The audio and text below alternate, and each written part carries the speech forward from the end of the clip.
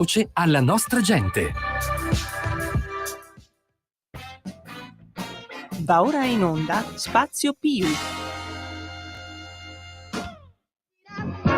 Smetti di giocare, comincia a studiare. Strillerà papà, magari poi se incavolerà. Predicherà e tu dovrai solo stare attenti. Ma gli devi dire, dai non me sfinì. Studierò, vabbè, domani papà. Sgobberò se vuoi domani, lo giuro, però fammi divertire per oggi papà. Angeli, quante volte te lo devo dire, devi mettere la testa a posto. Devo mettere la testa a posto. E c'hai ragione, domani me vado a fare la permanente. Ma che avrò fatto per averci anch'io come te? E che ne so, forse ho sbagliato l'alimentazione. A uscire una pianta e te do una pizza. Scorpizza senza? Ma fa come te pare. Certo. Se sei come me, non te preoccupare. Alla vita è meglio dargli del tu. Canta insieme a me, li possino non ci sta a pensare. Quelli sono fatti apposta per non te fatti ammatti. Non te fa fregare. Glielo dovevamo a un grande uomo, Alvaro Vitali, che ci ha lasciato, non è stato ricordato quasi per niente, se non come penultima notizia. Chi parla al vostro sparacazzate preferito in diretta via Carlo Bellerio 41. Oggi è il 1° luglio 2025 e questa è la trasmissione più nazional popolare di Radio Libertà, più nazional populista, e non potevamo non ricordare quello che è un maestro. Io mi ricordo che da bambino su Telepadova mi guardavo tutti i film di Pierino, Gian Burrasca, tutti i film di Alvaro Vitali con Edwige Fenech, e facevano sognare letteralmente. Comunque, no, a parte gli scherzi, ci mancherà Alvaro Vitali perché ha segnato intere generazioni di italiani con una comicità che in confronto a quello che c'è adesso era non pulita, ma di più, insomma, ci mancherà davvero, e mi è dispiaciuto vedere una nazione con la memoria corta, perché ci siamo cresciuti in parecchio con Alvaro Vitali, davvero, e ci soprattutto mancherà. pochi colleghi, anzi c'era solo Carlo Verdone al suo funerale, Sì, perciò proprio una... Poi ha avuto una disgrazia umana perché, da quello che ho capito, insomma, aveva problemi, faceva fatica ad arrivare alla fine del mese. Non siamo qua per giudicare l'uomo, ma siamo qua per vedere l'artista, e come artista comunque è stato unico, è geniale a modo suo, e era giusto ricordare. Abbiamo ricordato dei veri e propri cani del mondo del cinema. Alvaro Vitali in confronto a questo era un maestro, e come tale andrebbe ricordato. In più era anche un fine economista. Infatti ora manderemo il secondo contributo audio video dove Pierino spiega un po' di economia. Sveva, possiamo andare? Pierino economista. Meno, più vengo meno. Per non venir più meno, non me lo meno più. O per lo meno, me lo meno di meno. Ah! E l'hai pure firmato. E certo. Torna subito al tuo posto. Io la risentirei se non... Più me lo meno, più vengo meno. Per non venir più meno, non me lo meno più. O per lo meno, me lo meno di meno. Ah! E l'hai pure firmato. E certo. Torna subito al tuo posto. Ecco, come ben sapete, Alvaro Vitali era della scuola di Chicago, la famosa scuola di Chicago. Non a caso lui andava in giro col famoso, ve lo ricordate il famoso vaderino che girava con la candela a Chicago di notte? Ecco, era sempre Alvaro Vitali, e questo era la sua equazione magica del turbo liberismo, che poi si è verificato. Forse posso dire che rispetto a tanti cani dell'economia, Alvaro Vitali avrebbe fatto la sua porca figura anche tra quelli. E comunque questo è sempre lo Spazio Più, Professionisti Imprenditori Uniti, del martedì, lo spazio in cui appunto noi una volta parlavamo di economia, giusto appunto abbiamo voluto cominciare con un economista nazional di... popolare come noi. Ci sembrava giusto comunque cominciare con un tributo a un uomo che lo meritava e che è stato un po' troppo trattato male sia nella vita che dopo. Ecco, noi siamo rimasti un po' con l'amaro in bocca, per non dire parolacce, per come insomma non è stato ricordato Alvaro Vitali. Meritava sicuramente di più nei nostri cuori di questa trasmissione, che è la peggiore di questa radio. Insomma, era un dovere, era un peso, insomma, dovevamo liberarci, dovevamo dare il tributo, l'onore delle armi al nostro mitico Alvaro, che insomma sarà sempre nei nostri cuori. E sicuramente anche il nostro co-conduttore che ci sta ascoltando, anche lui è stato un fan di Alvaro Vitali, vero Carlo Persano? Verissimo, molto vero. Era veramente un personaggio importante. Sì. Lui Bolo, Aldo Cannavale, era tutto un gruppetto di grandi attori, grandissimi attori, e come ha detto giustamente Federico, quelli di oggi se lo scordano, ecco. Sì, sì. Sì, ma infatti la mia mente è maligna, non è che Alvaro Vitali è stato, possiamo dire, dimenticato, è andato in quarta, quinta pagina, ecco, per non dire in decima, ventesima di tutti i giornali, perché non c'era la tesserina magica del solito partito, perché è brutto da dire, ma no. in Italia il cinema funziona così, e funziona anche se sei un buon tempone americano che sta con una ragazza russa, viene in Italia senza fare nessun film, ti becchi 800.000 euro di finanziamento dei soldini italiani, grazie a quello che era il ministro della cultura Dario Franceschini. Però quando lo fanno loro non è spreco, si chiama cultura. Ecco. Carlo, vedi, noi tante volte abbiamo parlato nella nostra trasmissione di com'è difficile mettere assieme la mattina con la sera, cioè la colazione col pranzo e la cena. Poi arriva uno sbandato, uno senza fissa dimora, ecco, senza offesa per il dottor Kaufman, che sicuramente ci sta ascoltando dalla Grecia, dove attualmente è recluso, però insomma questo qua arriva, non parla una parola di italiano, dorme in mezzo ai boschi, insomma ha una vita particolare, riesce a farsi... Villa d'Ora Panfili è un parco bellissimo a Roma. Anche il Parco Lambro a Milano è bello. No, Villa d'Ora Panfili no, è meglio, perché lì ci stanno anche le nutrie che fanno le dighe. Io ho visto le nutrie di Villa d'Ora Panfili costruire le dighe. Dall'altra parte del Chiaro Legnoso c'è la mitica Sveva, che è la nostra regista, senza la cui preziosissima opera tutto questo non sarebbe possibile, che annuisce vistosamente. Ecco, per carità, era un senza fissa dimora altolocato, però Carlo, permetti che io sono un po' basito da questa storia. Ma senti, la storia è, diciamo che è la punta di un iceberg, comunque se ci riferiamo ai finanziamenti, perché, e non era solo Franceschini, perché lì era tutta una parrocchia ben definita che elargiva a piene mani, a quello che tu dicevi, bastava che lo spacciavano per cultura e quindi arrivavano i soldi, ma sembra ormai provato che 4 film su 5 non arrivavano mai nelle sale, o non venivano prodotti o addirittura non venivano prodotti o non arrivavano mai nelle sale. Quindi sì, questo signore si è solo inserito evidentemente con le giuste conoscenze, perché dovevano essere quelle giuste, si è inserito in questo circuito e ne ha approfittato come tutti quegli altri. Lui poi, rispetto agli altri, c'è il fatto che si trova impigliato in questa tragedia che coinvolge una povera donna e un bambino, sì. Ma in più rispetto agli altri. Però voglio dire, non è in grande compagnia, era in ottima compagnia questi signori che ricevevano a piene mani, e poi hanno anche avuto il coraggio di protestare quando qualcuno ha voluto guardarci dentro. Hanno avuto il coraggio di protestare, chiamando in causa i poveri lavoratori che adesso non prenderanno più lo stipendio.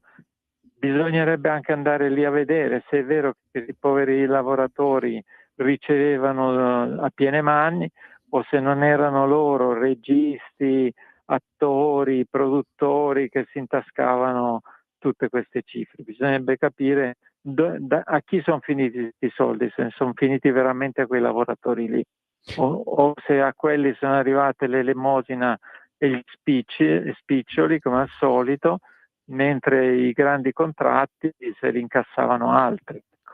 Carlo, tu hai scritto anche un libro su questo, c'è un bel capitolo di un libro che hai scritto che, se non erro, è Revolution, che parla proprio di 70 miliardi di euro all'anno del bilancio pubblico che vanno a finire nei rivoli di ONG, associazioni, aziende, aiuti di Stato qua e là, che vanno a finire sempre nelle mani dei soliti noti, che di beneficenza ne fanno poca, ma di orientamento insomma, della cultura o delle politiche economiche di una nazione. Ci sono interi quotidiani che campano di quello, giornalisti molto boriosi che parlano, dicono, io qui parlo con uno, forse due giornalisti, Mimmo sono sicuro che è iscritto all'albo, adesso non mi ricordo. Anche Federico. Sì, per sbaglio ho messo iscritto pure io. Voi siete due, però voi non avete visto mai il becco di un quattrino, immagino. Nemmeno un rublo, che scrivono, c'è qualche giornalone che dice che rubli avete visto. Che eravamo inondati di rubli, non abbiamo visto nemmeno un copeco abbiamo visto. E invece lì c'è gente che da anni spadroneggia su giornali, televisioni, e che tu dici perché hanno un pubblico molto vasto oppure promuovono vendite molto vaste. No, i soldi li prendono dal finanziamento pubblico. Quindi sì, hai ragione Federico, c'era un'intera categoria che si era appollaiata e stava e viveva di queste donazioni all'insaputa, credo, della 99,9% della popolazione, perché io non credo che nessuno della popolazione sapesse di queste cose. Però evidentemente Carlo Persano, evidentemente questi sono più bravi, perché come si dice piove sempre sul bagnato.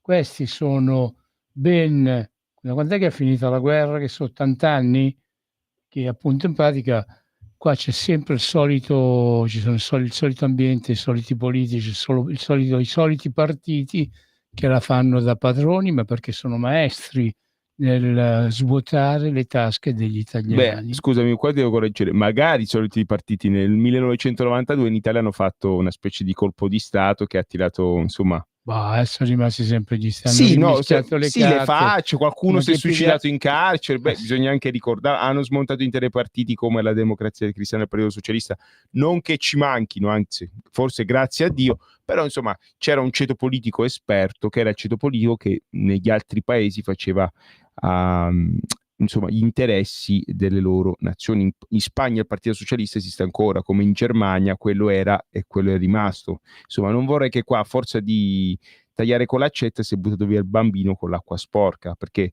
qualche persona capace c'era. Parlando del tizio di cui appunto abbiamo commentato poc'anzi, quello che appunto faceva i film che non venivano prodotti, quello proprio ha buttato via la mamma e anche il bambino, ce l'hanno proprio uccisi.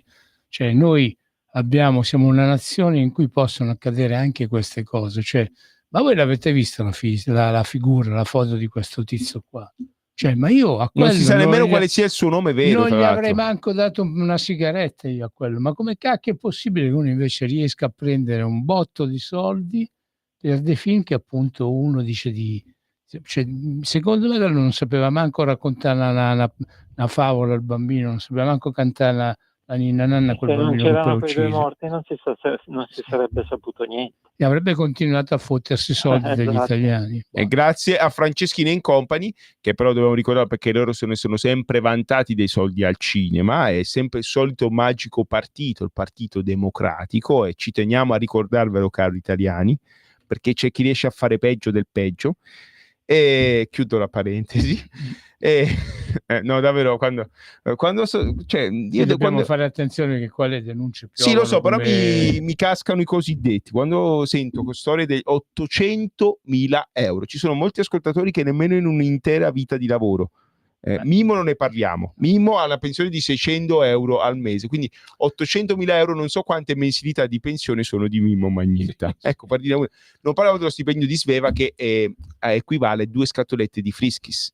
E dei 150.000 italiani che scappano ogni anno dall'Italia, questo è un dato, il governo ha fatto il decreto flussi, arriveranno in 3 anni 500.000 lavoratori immigrati, si spera più o meno regolari, perché poi quando arrivano in Italia chissà perché vengono tutti assunti da aziende campane per il 98%.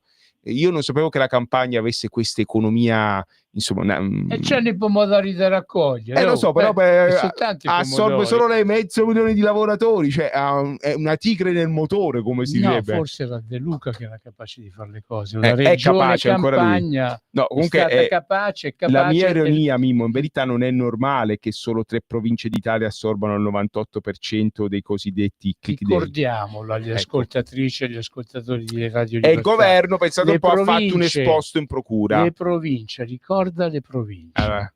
Napoli è il capoluogo ed è città metropolitana, tra l'altro. È una delle più grandi città d'Italia. Poi c'è Salerno, che è la seconda città sia per peso economico che per popolazione. Segue Caserta, Benevento e Avellino. Ecco, quindi è una regione molto bella, però tuttavia a livello economico, insomma, e tutte 500.000 lì arriveranno? No, negli anni scorsi, a proposito di cose strane che accadono in questo meraviglioso paese, il 98% del click day, cioè delle domande, venivano assorbite da aziende della regione Campania. Poi si è scoperto che in verità non erano aziende vere e proprie, c'era un giro, insomma, più o meno opaco, dove... Cioè io però, Carlo, spiegami un attimino una cosa. Io, te e anche con Federico abbiamo fatto diverse trasmissioni in cui abbiamo denunciato tanto male a fare, giusto? Sì. Riferisco ai Benetton, al Ponte Morandi, a una serie di simpatiche famiglie, insomma, che decidono le sorti di questo meraviglioso paese, hanno deciso abbastanza male ultimamente. In alcune trasmissioni io ho preso e io non lo definirei ancora malaffare perché c'è un processo in corso, però diciamo c'è un processo in corso. E sicuramente usciranno tutti assolti. Io non ho dubbi in merito, io credo nella giustizia, credo anche nella Corte di Cassazione che smonta i provvedimenti del governo appena sono usciti, con tanto di relazioni. Non si approva così un decreto. Abbiamo qua ormai il potere giudiziario che si è sostituito al legislativo. Io mi chiedo cosa serve il Parlamento, chiudiamolo, facciamo fare le leggi alla Cassazione direttamente. Fatemi terminare il discorso, però ripeto, noi da questa radio abbiamo denunciato tante questioni, no? E a un certo punto io ero arrivato anche a propormi, guardate che io non sono un incorruttibile, cioè se mi offrite qualche cosa io smetto di rompere le palle. Non ha mai risposto nessuno. Posso dire, vorrei dire un epiteto romano, ma mi trattengo. E vedo che Sveva già ride dall'altra parte del Chelion legnoso. Dico, cioè, qui non arriva nulla, non arriva mai nulla. Io tante volte l'ho detto, ragazzi, provateci almeno a corromperci, no?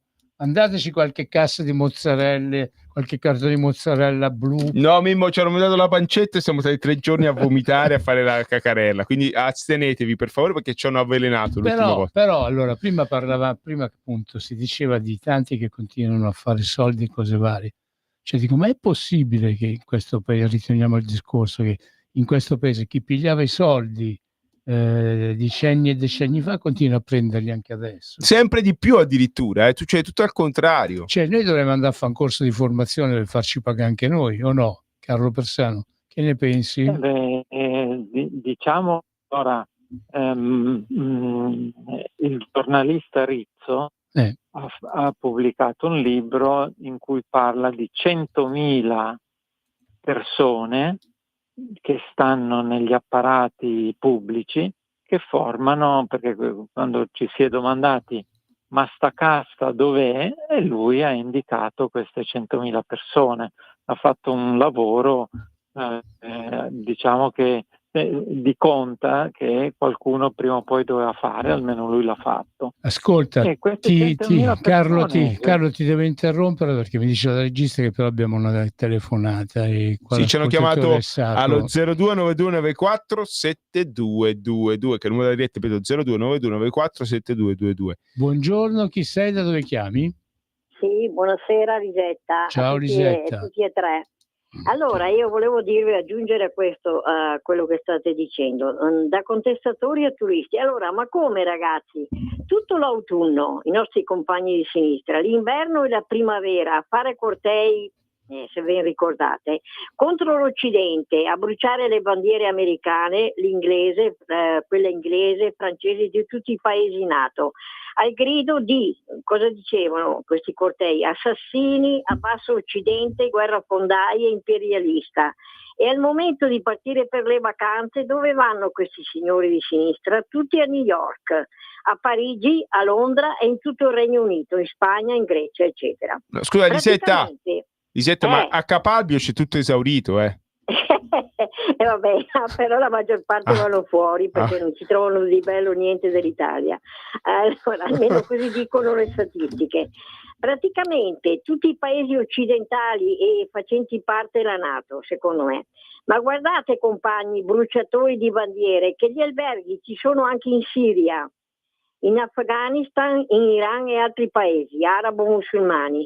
Mi aspettavo, signori, di vedervi partire in massa, secondo me, e a volte in 1000 veli per Kabul, Baghdad e Damasco, e invece, e termino ragazzi, quando si dice la coerenza, tutto qua, vi saluto e buonasera e buona giornata a tutti.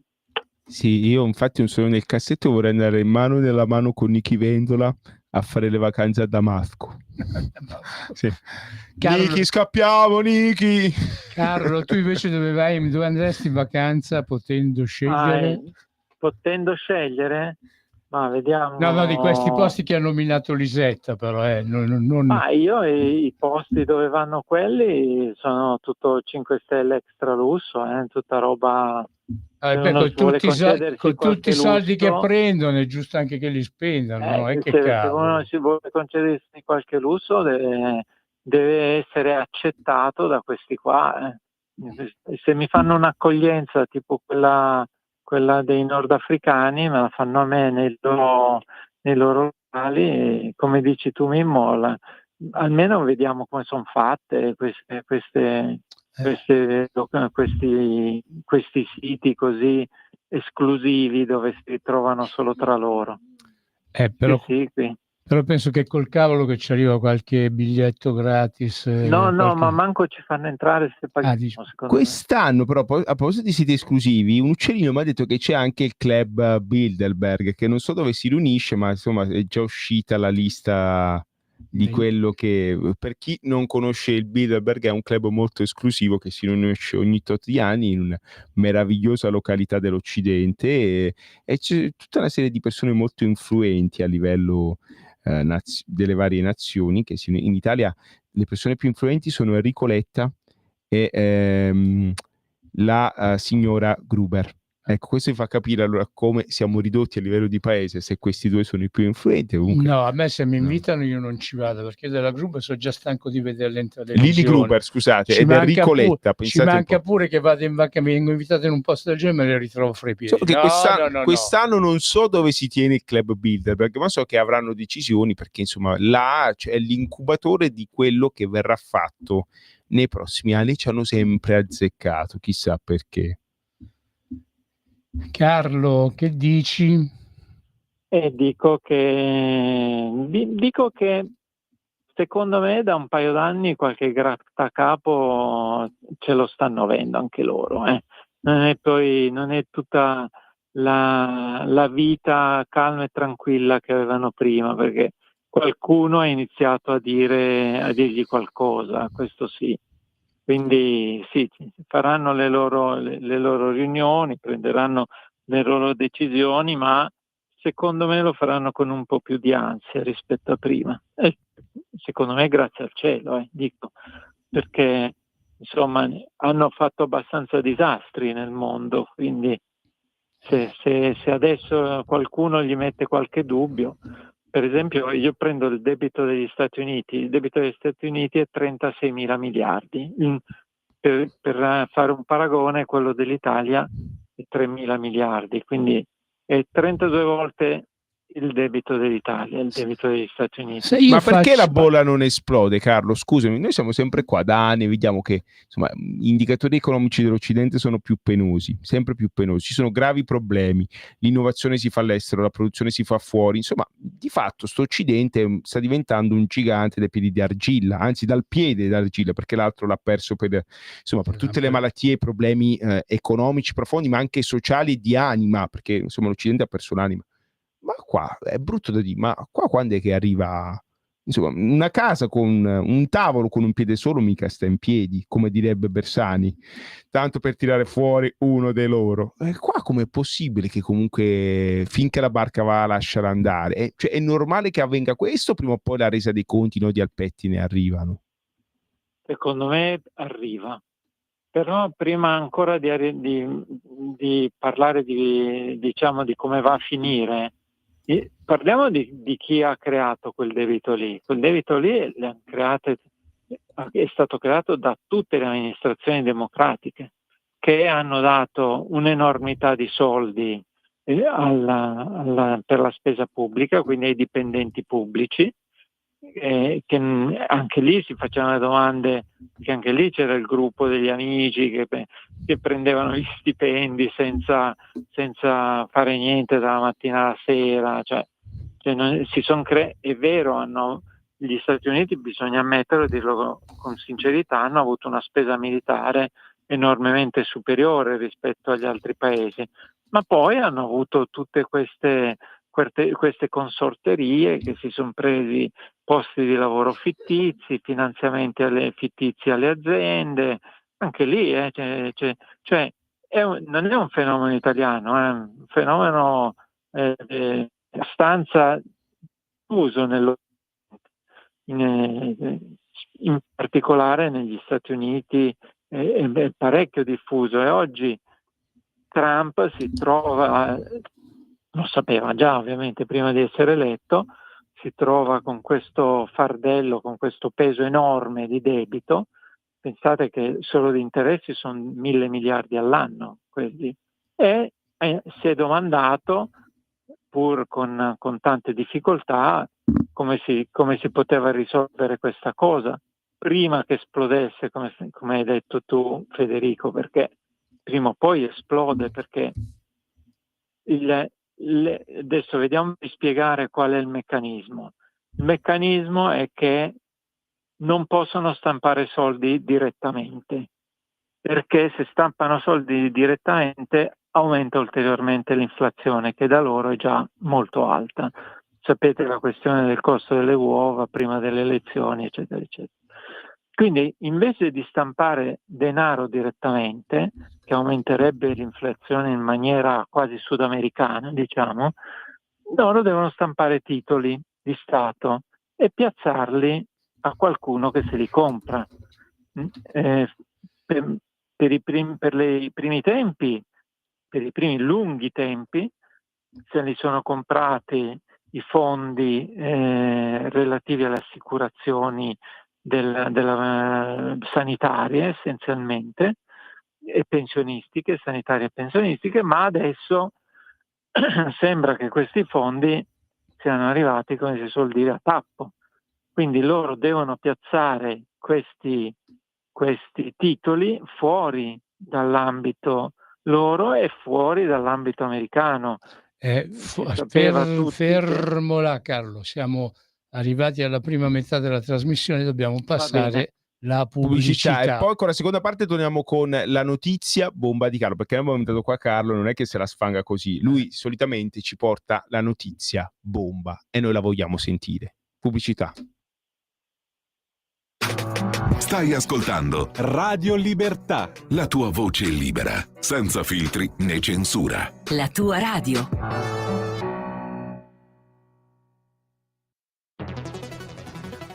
Buongiorno migliaia di notizie ci raccontano i fatti che accadono in Italia e ogni giorno c'è una voce fuori dal coro. Quotidiano di Sicilia, il quotidiano d'Italia. L'informazione che ribalta i luoghi comuni, una vera visione dei fatti. L'Italia vista da sud. Ogni siciliano che vive in Italia e nel mondo è una risorsa, è protagonista della crescita della nostra nazione. Dai forza alla crescita della nostra isola, abbonandoti al QDS digitale più archivio a soli 99 euro anno. Quotidiano di Sicilia, il quotidiano d'Italia, una scelta di valore. Stai ascoltando Radio Libertà, la tua voce libera, senza filtri né censure, la tua radio. In diretta con lo Spazio Pio, professionisti imprenditori uniti, qua su Radio Libertà alle ore 15:33 di martedì 1 luglio 2025, rigorosamente in diretta, diciamo, da via Calobrero 41, dall'altra parte del Cheno Legnoso. Rende possibile tutto questo la nostra mitica Sveva in regia, Mimmo Magnetta presidentissimo, Carlo Maria Persano come super ospite e vostro sparacazzate come quello che spara, insomma ci vuole da tutte le parti. 0292947222 per venire in diretta. Per i più timidosi c'è il 340 670 9659, ripeto 340 670 9659, che è la pagina WhatsApp della nostra radio, cioè per mandare i WhatsApp, insomma, da qualsiasi parte dell'impero voi ci ascoltate, l'impero del male ovviamente, che non è il nostro. Carlo, allora stavamo ragionando insieme, io poi ti ho chiesto il solito tributo di sangue, insomma le notizie che tu riesci sempre a darci con netto anticipo, insomma sono sempre notizie pesanti. Ma qui più che una notizia è una domanda che gira nella testa di tutti quanti. Nel passato si è sempre detto che quando c'erano delle crisi economiche che sembravano irrisolvibili, si affacciava la possibilità di una guerra o addirittura scoppiava una guerra. Quindi io mi domando, in questo momento abbiamo gli Stati Uniti con 36 mila miliardi di debito, che ovviamente deve continuare a crearne di debito, deve sostituire i suoi titoli, venderli alle aste e cercare di ridurre in qualche modo la spesa pubblica. Ci hanno provando a tagliare l'apparato statale, ma non sono neanche arrivati a tagliare 200 milioni di dollari. Il dollaro consideriamolo quasi simile all'euro, anche se sta calando parecchio, adesso ne parliamo. Quindi non sono riusciti a ridurre i costi dell'apparato statale, vorrebbero ridurre tra questi costi le spese militari e per questo chiedono all'Europa di avere maggiori spese militari. E in Europa che cosa rispondono? Qual è la risposta dell'Europa? La risposta dell'Europa è quella non dichiarata ma reale è: signori, ci sono la Francia e la Germania in gravissima crisi economica, non sono capaci più di vendere i loro prodotti, l'Italia no, stranamente, quindi non è più nell'occhio del ciclone, stranamente per loro, ma per chi conosce gli italiani no, non è tanto strano. L'Italia è arrivata a 650 miliardi di esportazioni, andando a cercarsi tutti i paesi del mondo dove si può fatturare qualcosa, dove qualcuno ha qualche ricchezza da spendere e l'italiano prende, come diciamo spesso, la sua libretta, parla le lingue, conosce le leggi dell'economia e l'Italia vende molto di più in questi mercati. Mentre, stavamo dicendo, Francia e Germania sono in una crisi totale. Allora, per risolvere questa crisi totale, cosa avevano pensato di fare? Avevano pensato prima di affidare a loro Beniamino Draghi uno studio, una consulenza che dicesse che cosa doveva fare l'Europa, e Draghi se ne era venuto fuori con la transizione ecologica, ancora non si cercavano altre vie, e che c'era bisogno di investire 800 miliardi in tutte queste transizioni perché così, diciamo, l'Europa si portava un po' a pari di quelle che erano le sue necessità. Tutti iniziavano a pensare, ma saranno vere che abbiamo necessità di fare tutte queste transizioni o saranno delle grandi bufale? Quando si iniziava a dire e a pensare che erano delle grandi bufale, pescano il jolly dal mazzo e dicono no, cambiamo tutto, non serve più la transizione ecologica, ma ci vuole un ampliamento delle spese militari. La Germania deve ampliare le sue spese militari tra i 600 e gli 800 miliardi, la Francia pure, si parla di trasformazioni delle aziende, la Renault deve trasformarsi e per le auto che non vende deve iniziare a produrre i droni per l'Ucraina, la Volkswagen deve trasformarsi e iniziare a produrre carri armati per l'Ucraina. Insomma, la spesa pubblica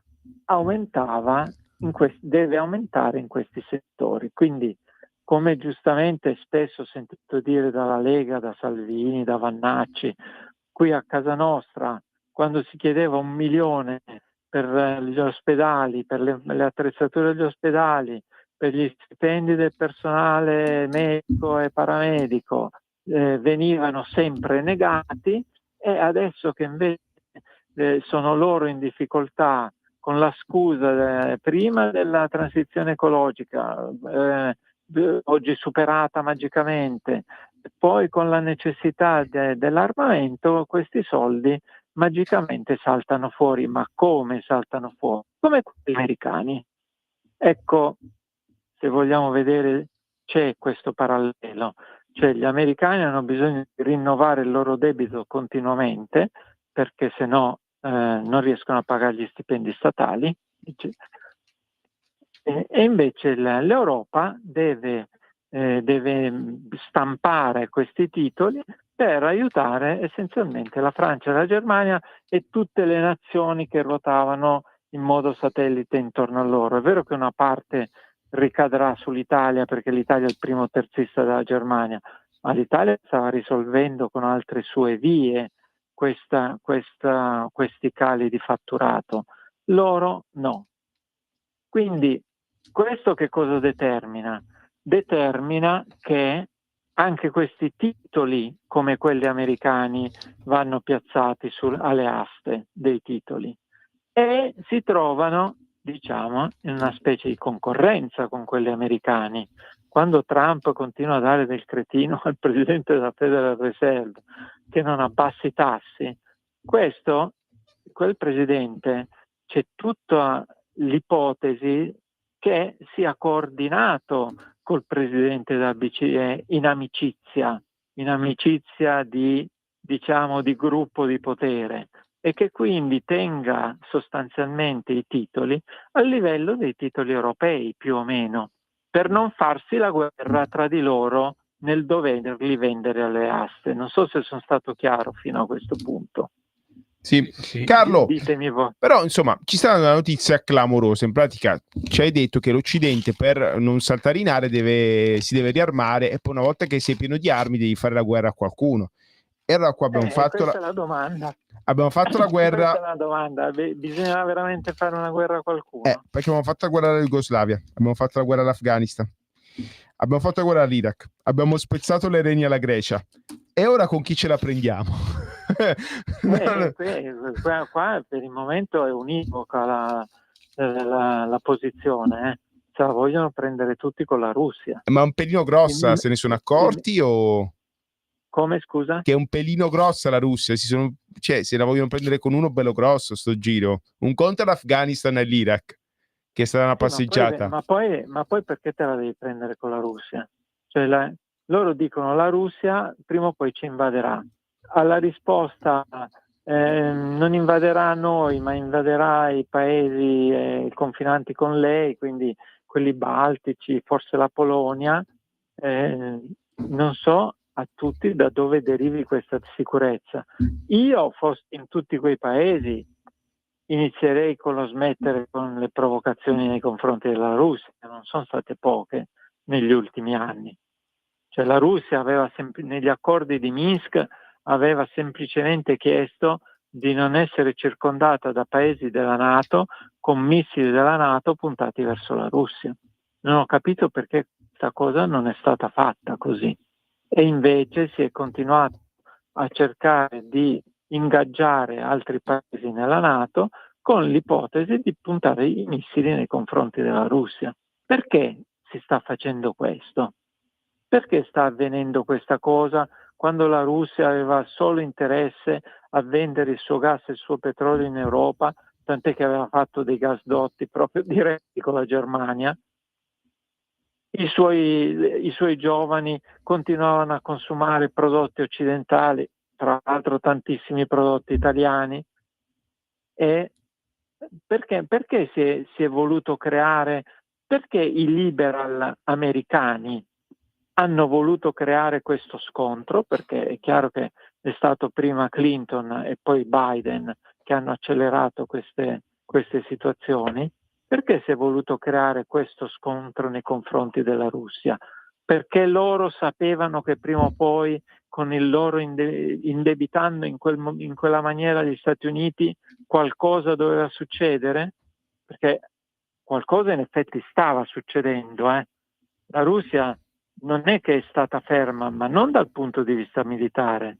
La Russia ha iniziato a dire ad alcuni paesi, la Cina, l'India, il Sudafrica, l'Iran, aveva detto: signori, noi vendiamo i nostri prodotti in Occidente. Siamo sicuri che ci dobbiamo fare pagare con i soldi del Monopoli? Perché questi continuano a stampare titoli, soldi del Monopoli, ne stappano sempre di più e comprano i nostri prodotti con quei titoli.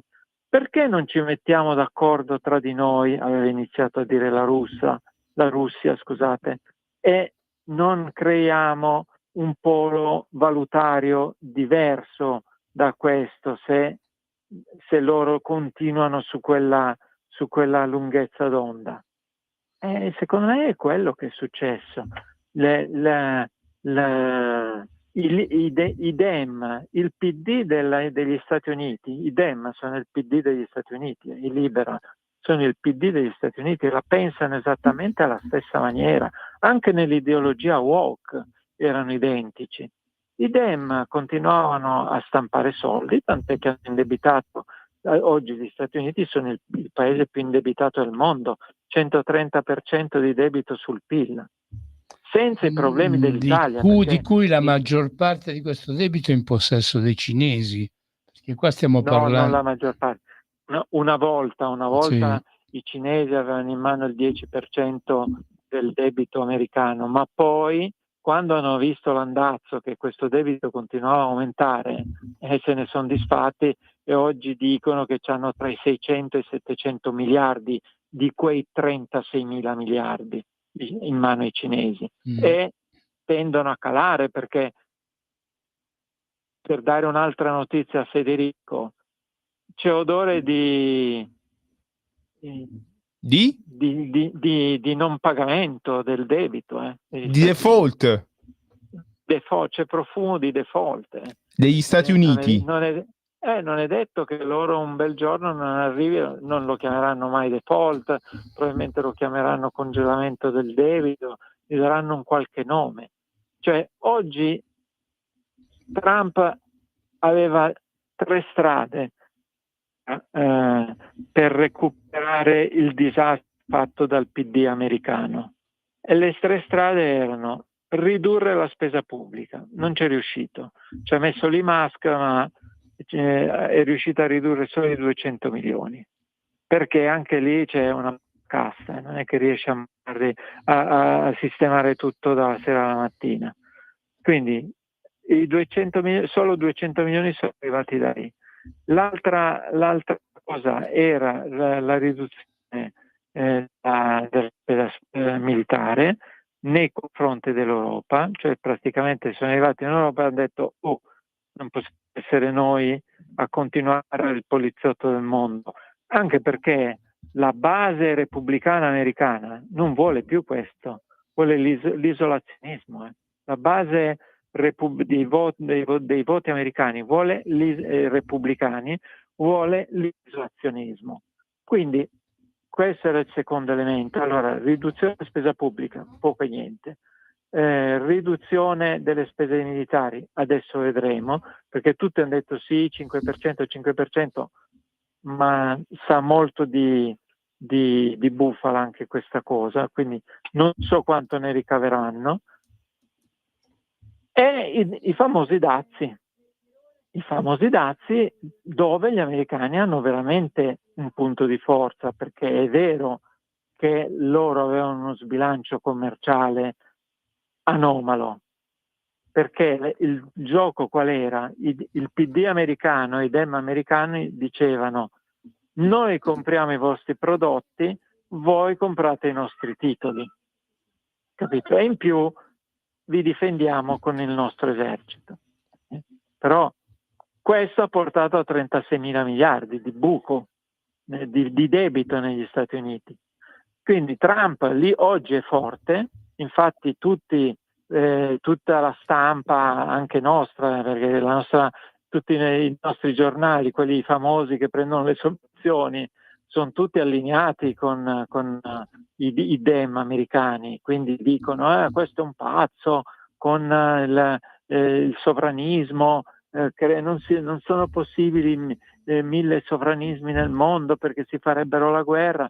Invece semplicemente si è trattato di dire: signori, riequilibriamo le bilance commerciali, come si è sempre fatto nella storia, come si è sempre fatto nei decenni passati, e tutti stanno arrivando prima o poi a ragionevole. Ragiona la Cina, ragiona il Canada, ragiona il Messico, ragionerà la Comunità Europea. Quindi una quota tra salvezza dal default, tanto per seguire quello che giustamente ha detto Federico, potrebbe arrivare da quella parte. E poi l'altra cosa che sta tentando Trump, parallelamente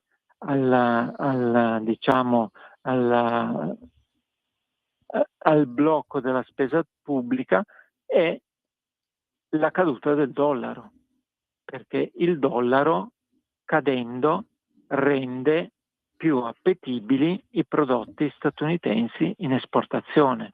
Quindi non ci saranno solo i dazi, ci sarà anche il dollaro debole che favorirà l'esportazione dei prodotti americani. Vedremo se tutto questo sarà sufficiente a scongiurare un default, seppure mascherato, come ho detto, che già non lo chiameranno mai così, lo chiameranno in un'altra maniera, ma potrebbe essere quello, se scongiurerà un default mascherato e se scongiurerà una guerra, perché poi tutti questi signorini francesi e tedeschi che si stanno ringalluzzendo e stanno cercando di ricreare questa atmosfera guerrafondaia, speriamo che qualcuno poi sia in grado di trattenerli, perché se no avremo i nostri figli e i nostri nipoti che dovranno combattere sotto qualche generale francese o tedesco. E Dio ce ne scampi. Caro, abbiamo un'altra telefonata, la passiamo subito. Buonasera, chi è e da dove chiama? Sì, buonasera, sono Giampaolo Berlusconi da Falloppo in provincia di Como. Buonasera. Ciao. Saluto tutti i presenti. Senta, io stavo ascoltando quello che diceva Carlo Persano, volevo sottolineare la presenza di 3 truffe fondamentali provenienti dall'America negli ultimi 50 anni. La prima truffa è quando Nixon nell'agosto del 1971 ha scollegato il dollaro dall'oro, e lì è iniziata la finanziarizzazione dell'economia. Bretton Woods. Pronto? Gli accordi di Bretton Woods, no? Così li chiamano. Esatto. È venuto meno gli accordi di Bretton Woods, quando ha scollegato il dollaro dall'oro. La seconda truffa è quando Bill Clinton nel 1994 ha firmato il GATT, che ha reso possibile delocalizzazioni in Cina. nei paesi dell'est Europa, quindi praticamente ha distrutto la base industriale statunitense, ed è per quello che adesso negli Stati Uniti c'è un mucchio di debito, perché lavoravano i cinesi, gli americani compravano i prodotti dei cinesi e gli americani non lavoravano, per cui gli americani sono rimasti nel debito. La terza truffa, che anche quella è stata micidiale, è stata quella di Francis Fukuyama, al Dipartimento di Stato americano, quando ha parlato della fine della storia. Ecco, che quindi si andava verso una pace eterna con un sistema liberale americano su tutto il mondo. E poi ci sarebbe anche una quarta truffa, che è stato l'ampliamento della NATO ad est contro la Russia, però questo è un altro discorso. Ecco, io personalmente già nel 1994 ho parlato contro Francis Fukuyama, avevo detto che in relazione a Srebrenica c'era il pericolo di un attacco nucleare russo, e mi hanno preso come un malato di mente. Grazie, buongiorno. Ecco, caro, rispondiamo e poi andiamo in chiusura, perché il tempo... Come si chiama questo ascoltatore? Scusa. Si chiama sempre da Falloppi. Sì, Bernasconi. E lui chiama... Di Falloppi, in provincia di Como. Complimenti, sì. Perché ha messo in evidenza tre punti e mezzo, compreso l'ultimo, che forse è un quarto punto in realtà. Complimenti, perché è la realtà dei fatti, di tutto quello che è successo. Per quanto riguarda i secondi accordi di Bretton Woods, perché i primi iniziarono già verso la fine della seconda guerra mondiale, poi si sono procrastinati e ripetuti. Gli accordi di Bretton Woods hanno creato una situazione in base alla quale oggi, e questo grazie all'intervento di questo ascoltatore è bene precisarlo, oggi una moneta vive di prestigio, di credibilità. Non c'è niente dietro la moneta, c'è solo il prestigio e la credibilità che quella moneta non sparirà, non emetterà titoli che vanno in default, vive di questo, non c'è più niente dietro le monete. Carlo, qua il prestigio è finito, cioè, tutto al più ci stanno i prestigiatori. Ormai è diventato... ma non peraltro si inizia a parlare di multipolarità. Appunto, stavamo dicendo prima di quegli accordi tra russi, cinesi, indiani e sudafricani e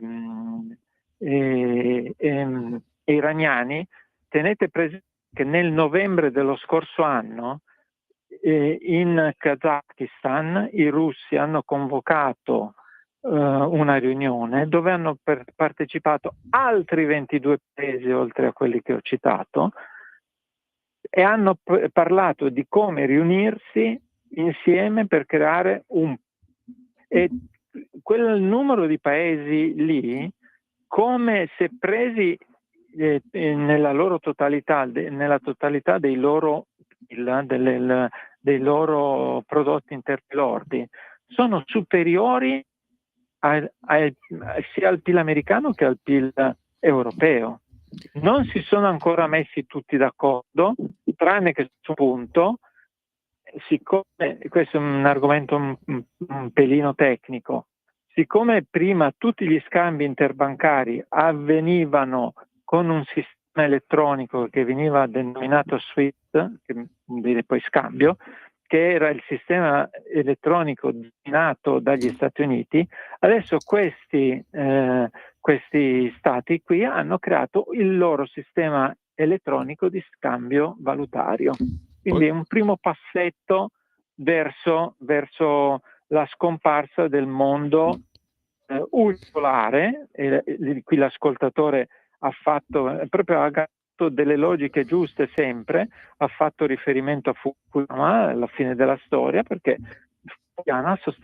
Fukuyama sostanzialmente cosa aveva detto come massimo massimamente splendente del PD americano, dei liberi americani, che la storia era finita, come ha citato giustamente l'ascoltatore, non solo era finita, ma il mondo era diventato unipolare. Ma di questo ne parleremo in un'altra E trasmissione. meno male che la Russia era isolata, però meno male che la Russia era isolata e stanno ancora combattendo con le pale. Questa è l'informazione in Italia. Vogliamo ringraziare per questo Carlo Maria. Vorrei scherzare e ridere, ma è tutto vero, ragazzi. Questo mi fa capire quanto è preziosa questa piccola grande radio, quanto sono preziosi ospiti come Carlo Maria Persano, che ringraziamo. Grazie a voi, ragazzi. Grazie a Sveva, grazie a tutti voi per l'ascolto. Vi invitiamo sempre a restare qua su Radio Libertà. E vi stanno chiamando per l'Auditel, ditelo che esiste Radio Libertà. Dite, io ascolto Radio Libertà. Se quello dice, però non esiste nessuna Radio Libertà. Noi esistiamo. E come? Fateglielo presente. Viva Radio Libertà. Ciao. Avete ascoltato Spazio Più.